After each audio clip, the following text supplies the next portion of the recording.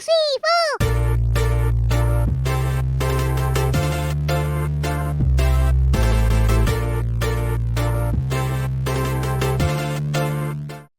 Halo, assalamualaikum. Jumpa lagi dengan saya Putra. Kali ini kita akan review bor cordless dari brand DCK. Tipenya adalah KDJZ 1602. Ada huruf I di belakangnya. Kalau dulu tuh pernah saya review yang KDJZ 1602 aja. Bedanya di mana? Nanti kita akan lihat sama-sama ya. Yang satunya nanti akan saya tunjukkan juga. Nah, ini untuk kemasan produknya koper plastik. Untuk kopernya juga sama ya, seperti seri yang terdahulu. Bentuknya sama. Untuk material bahannya juga sama. Langsung saja kita unboxing, kita lihat apa saja yang kita dapatkan pada paket pembeliannya. Untuk bentuk bornya udah kelihatan ya dari gambarnya. Kita langsung buka, ini model ditekan seperti ini. Nah, langsung kebuka ya. Oke, di dalamnya ini ada kartu garansi dari DCK. Garansinya adalah 2 tahun, tapi ada syarat dan ketentuannya. Di sini ada buku petunjuk penggunaan, masih berbahasa Inggris. Dapat bit obeng plus minus ya, nih. Lalu dapat charger biasa ya, bukan docking charger. Dapat 2 buah baterai, yang satunya sudah terpasang pada unit bornya. Dan bentuk bornya ya, nih ya. Kita singkirin dulu biar lebih jelas. Nah, dari bentuknya sih sekilas sama. Nanti kita akan lihat ya, di mana letak perbedaannya dengan tipe yang tanpa huruf I di belakangnya. Untuk build quality yang pertama chargeran ya. Nah, kalau dari penglihatan mata saya sih ini material bahannya bagus ya. Tidak terlihat ringkih. Lalu untuk finishingnya juga rapih. Kabelnya tipis ya teman-teman ya. Kabel ini tipis, hati-hati. Kalau ketarik bisa ngerusak ya. Lalu untuk baterainya. Untuk housingnya juga kelihatan ya. Brand global. Bagus ya teman-teman ya. Nih. Plastiknya tidak terlihat murahan. Untuk tingkat finishingnya juga rapih. Lalu unit bornya. Nah, dari bentuknya sekilas nggak ada beda ya. Nanti kita akan lihat lebih detailnya ya. Untuk cak, ini material bahannya adalah plastik. Mereknya adalah Sun-O. Di depannya ini logam. Overall untuk material bahan dari bodinya plastik ABS ya. Untuk material bahan plastiknya juga bagus ya. Ini ada embossan DCK. Bukan tempelan stiker ya, DCK. Di sini tulisan drill lagi. Untuk tingkat finishingnya rapih ya. Material bahan plastiknya bagus, tidak ada yang melebar-lebar, tidak ada yang renggang-renggang. Lalu ada grip karetnya juga, ini juga enak di tangan, lembut ya. Lembut di tangan. Ini ada bumper karetnya di sini. Overall untuk build quality sih bagus. Kita lihat nih ya, part-part yang bisa digerakkan. Yang pertama, cak. Apakah senter atau tidak? Caknya center nggak ada masalah. Untuk mode dan torsi selektornya. Nggak ada nyangkut, nggak ada masalah ya. Perpindahan percepatan enak ya, brand global, enak. Forward and reverse-nya juga nggak ada masalah. Untuk trigger, apakah responsif? Mantap sekali ya, triggernya responsif sekali teman-teman. Overall untuk build quality, jempolan ya, jempolan, mana jempolan? Jempolan. Selanjutnya fitur, yang pertama cak sudah penguncian 1 tangan ya. Di kecepatan berapapun kita bisa mengunci ya. Kecepatan nomor 1 ataupun kecepatan nomor 2 tetap bisa mengunci. Lalu nih, perbedaan yang paling kelihatan dengan versi yang lama. Untuk versi yang baru ini sudah ada mode hammer impact-nya. Jadi ada 3 mode ya, menyekrup dengan torsi, lalu mengebor biasa, dan mengebor dengan fitur hammer impact. Ada 2 percepatan, 1 dan 2. Lalu ada indikator baterai, LED light, forward and reverse, putaran kanan, putaran kiri, dan apabila posisi di tengah, dia akan mengunci triggernya. Lalu ada variable speed pada trigger. Jadi semakin dalam kita tekan triggernya, maka kecepatannya akan semakin kencang. Untuk motor masih menggunakan motor biasa ya, belum brushless, masih ada percikan apinya nih. Untuk uji spesifikasi yang pertama kita akan lihat output yang dihasilkan oleh chargerannya. Udah menyala berwarna hijau, untuk standby-nya di angka 0,3 watt. Sudah mengecas ya, warna merah. Oke, di angka 24,6 watt. Kita tunggu baterainya sampai penuh, nanti kita akan uji RPM. Oke, untuk baterai sudah terisi full ya teman-teman ya. Lampu indikator sudah berwarna hijau, untuk arusnya juga sudah di-cut. Dan untuk mengisi baterai dari 0 sampai dengan full itu membutuhkan waktu kurang lebih 1,5 jam. Ini baterainya kapasitasnya adalah 2000 mAh atau 2 Ah, 32 watt hour ya. Nih. Langsung saja kita uji RPM-nya. Kita set ke mode drilling kecepatan nomor 1 terlebih dahulu.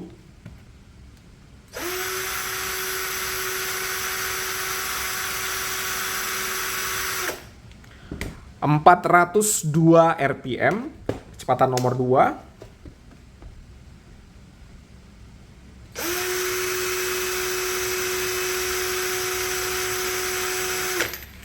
...1476 RPM.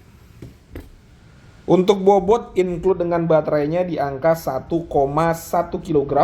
Dan untuk cak, ini caknya bisa menampung maksimal mata bor dengan diameter 10 mm. Untuk uji performa yang pertama di sini kita menggunakan mata bor auger dengan ukuran 10 mm. Saya di sini menggunakan kecepatan nomor 2 dan modenya mode drilling. Untuk media yang kita bor adalah kayu meranti batu, tergolong kayu keras.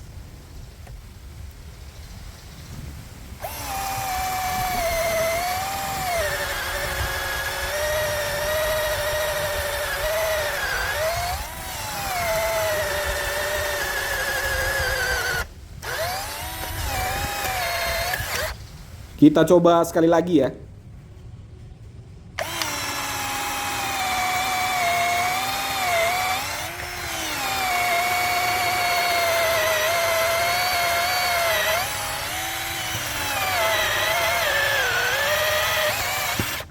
Oke, masih mampu ya melubangi kayu meranti batu dengan kecepatan nomor 2. Berikutnya saya menggunakan mata bor Forstner Bit dengan diameter 25 mm.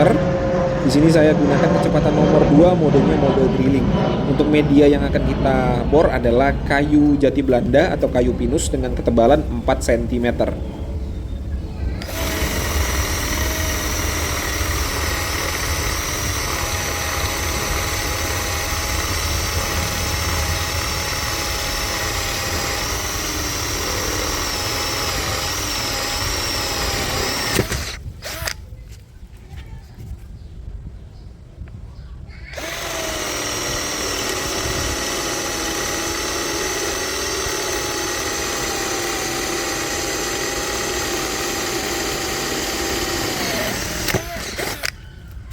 Oke, nggak ada masalah sama sekali ya teman-teman ya, nggak ada nyangkut juga. Untuk torsinya lumayan mantap. Nah, untuk hasilnya seperti ini ya, 2 lubang. Selanjutnya saya di sini menggunakan baut self drilling seperti ini ya. Saya akan coba ngebaut pada media besi dengan ketebalan 4 mm. Nih ya. Saya menggunakan kunci sok ukuran 8 mm ya. Di sini kecepatannya kita gunakan kecepatan nomor 2, modenya mode mengebor biasa.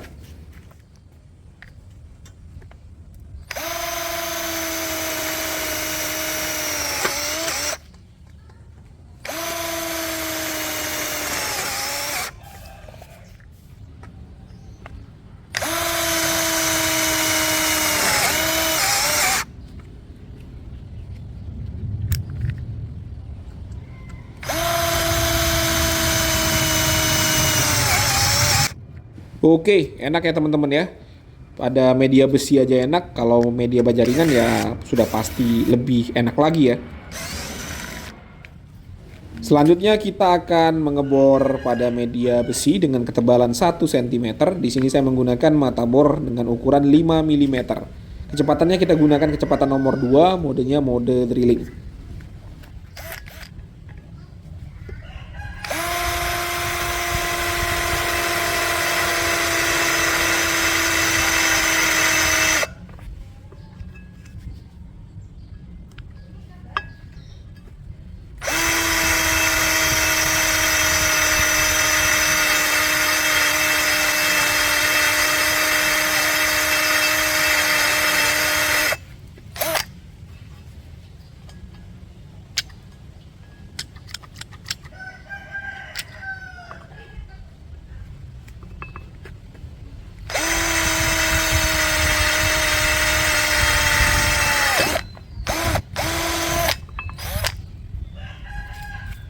Oke, untuk mengebor besi juga nggak ada masalah sama sekali, enak-enak aja untuk digunakan. Uji coba berikutnya saya menggunakan mata bor masonry 10 mm, mata bor masonry atau mata bor tembok terserah kalian nyebutnya apa ya. Kita gunakan kecepatan nomor 2, modenya mode drilling. Medianya adalah konblok beton. Ini media yang lumayan keras ya. Kita lihat nih bagaimana performanya.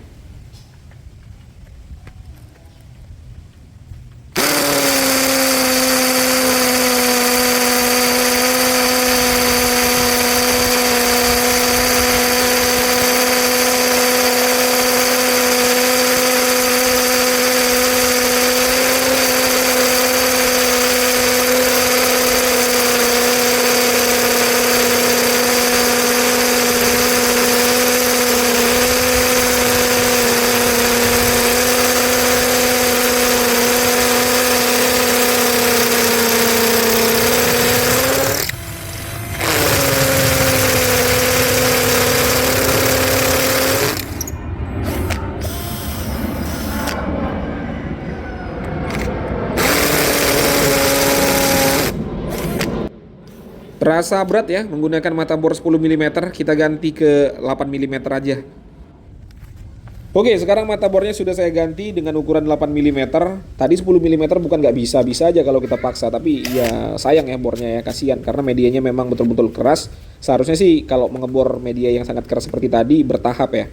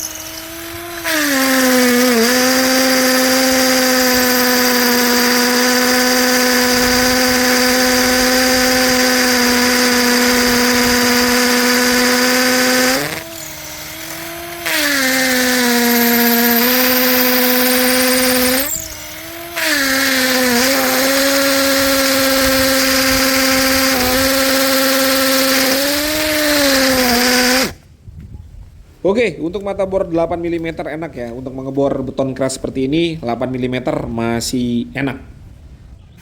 Selanjutnya kita akan ukur suhunya ya. Yang pertama pada ventilasi, kita cari titik terpanasnya ya. Tadi sampai 54 derajat ya teman-teman ya. 54 derajat tadi untuk titik terpanasnya. Selanjutnya pada bodi. Bodi titik terpanasnya tadi di angka 47. Ya, di angka 47 tadi. Selanjutnya kita akan lihat baterainya ya. Saya buka terlebih dahulu biar lebih jelas. Untuk titik terpanas baterai di angka 44 derajat Celcius. Suhu masih bisa dikatakan normal ya.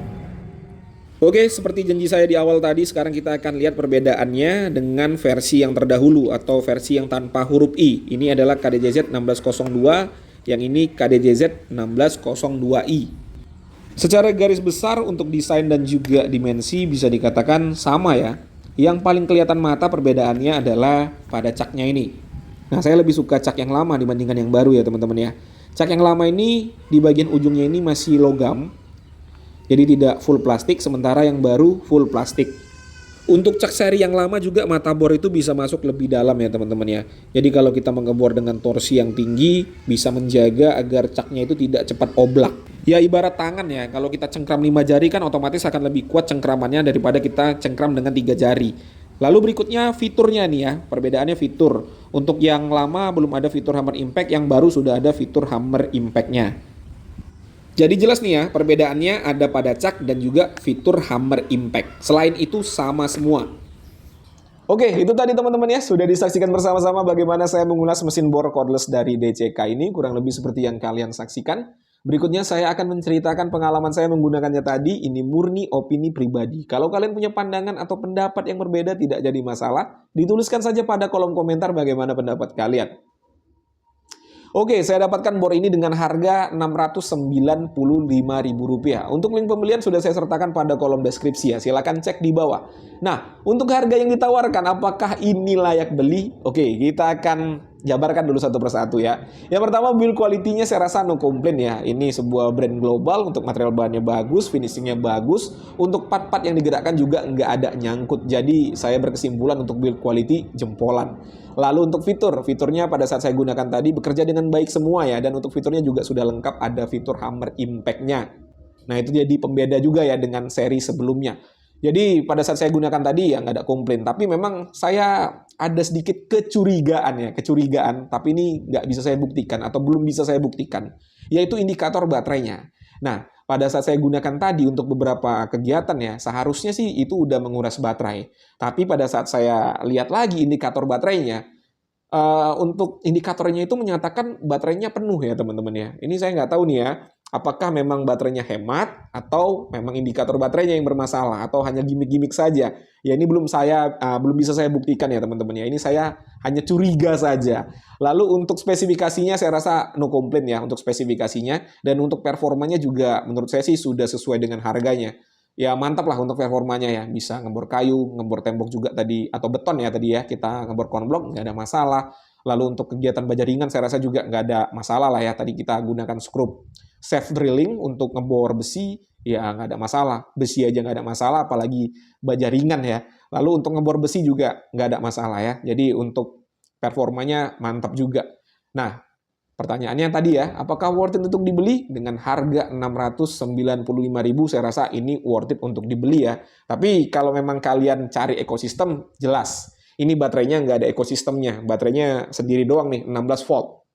Belum ada produk lain ya, atau produk DCK lain yang menggunakan baterai yang sama. Cuma bor ini doang, sendiri doang dia nih. Oke teman-teman ya, mungkin itu saja yang bisa saya sampaikan. Seperti biasa, kalau ada pertanyaan dituliskan saja pada kolom komentar. Saya Putra, Assalamualaikum warahmatullahi wabarakatuh.